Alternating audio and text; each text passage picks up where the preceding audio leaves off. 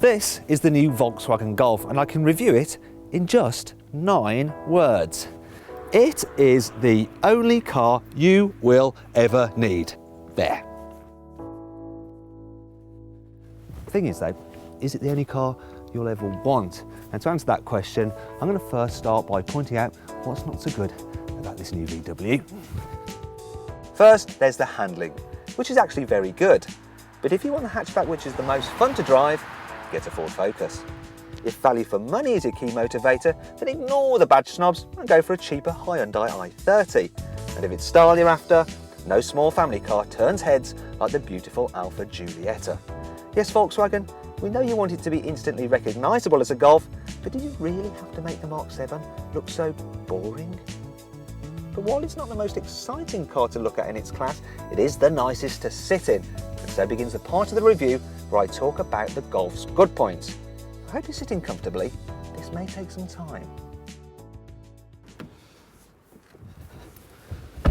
The first time I climbed into this new MK7 Golf, I thought to myself, oh no, every other car manufacturer is in big trouble.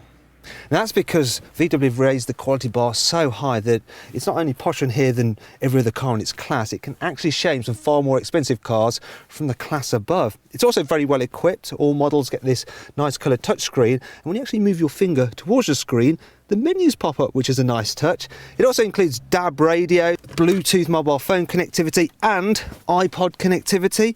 But you don't want to go for the entry-level car, you want to go for the mid-level SE specification car because it adds things like automatic headlamps and rain-sensing windscreen wipers, plus these rather lovely comfort seats, which have actually won an award for being kind to your back.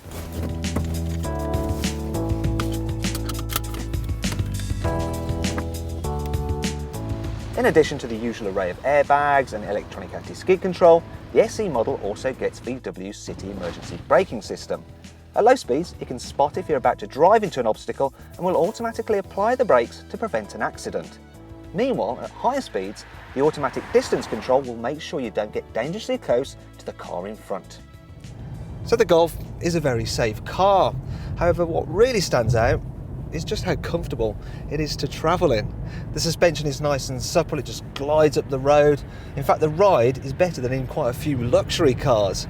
This road that I'm actually driving on right now is normally quite bumpy, but it's not today, not in the Golf. Speaking of comfort, this car's also very quiet because the superb soundproofing means you really can hear a pin drop. It helps that the engines are just as hushed. Good job the Golf comes with a device that prevents you from filling up with the wrong fuel, as it's easy to mistake the 2-litre diesel in this car for a petrol engine because it's so quick and so quiet. There's no mistaking its efficiency though. According to VW, the 2-litre TDI is capable of 68.9 miles per gallon. One of the key reasons for the impressive economy is the car's relatively lightweight. This new Golf is actually 100 kilos lighter than the old Golf. And let me assure you that in car terms, that weight saving is absolutely huge. And another benefit of the reduced weight is improved agility. And this Golf handles better than the old Golf, which means it's the most fun to drive Golf yet. This improvement in handling hasn't been to the detriment of everyday usability though, as the Golf is as easy to live with as it ever was, thanks to good visibility, a light clutch, slick gear change and speed-sensitive power steering, which takes the strain out of low-speed manoeuvres.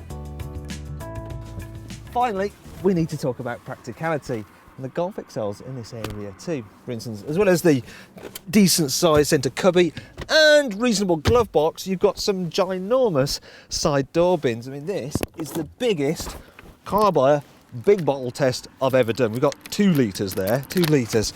Also, these door bins are lined with felt so that when you chuck your keys in, they don't rattle about when you're driving around corners. There's some other useful cubbies too. We've got one down here by the gear lever. There's another one here by the steering column. And if I look under my seat, I've got a little drawer. Yeah, sorry about that. I was starving earlier. I ate my props. Sorry. However, if you need to carry more than just some random items of fruit, then don't worry, because the Golf's boot is even bigger than before. And if you need to carry longer items, you can of course fold down the rear seat. But I want to show you this. There's a little ridge there which keeps the rear seat belt in place so that when you fold the seat down, it doesn't snag. That's the thing with VW, you see. They're always thinking of ways to make your life just that little bit easier. And here's another example. This boot floor here, there's a little smooth step up, so there's not a big ridge, so you can slide things to the back. That still bothers you, don't worry. You can actually raise the floor so it's much smoother.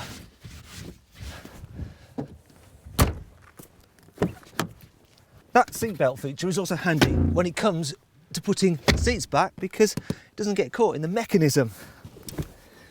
It's the little things that make a difference. However, there's nothing little about the back seats in the Golf because the car is actually slightly bigger here in the rear than before, and as you can see, I've got this seat in the same position as my driver's seat, and I've got lots of knee room, headroom's good. They've even given the car some big rear windows so kids can get a good view out.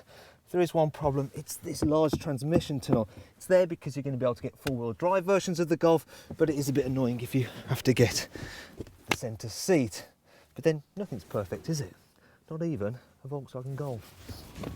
However, it does get pretty close. And while I'll admit that it's not the most exciting thing in the world, my original 9-word review still hangs true. It really is the only car you will ever need. Hang on a minute, that was actually 10 words?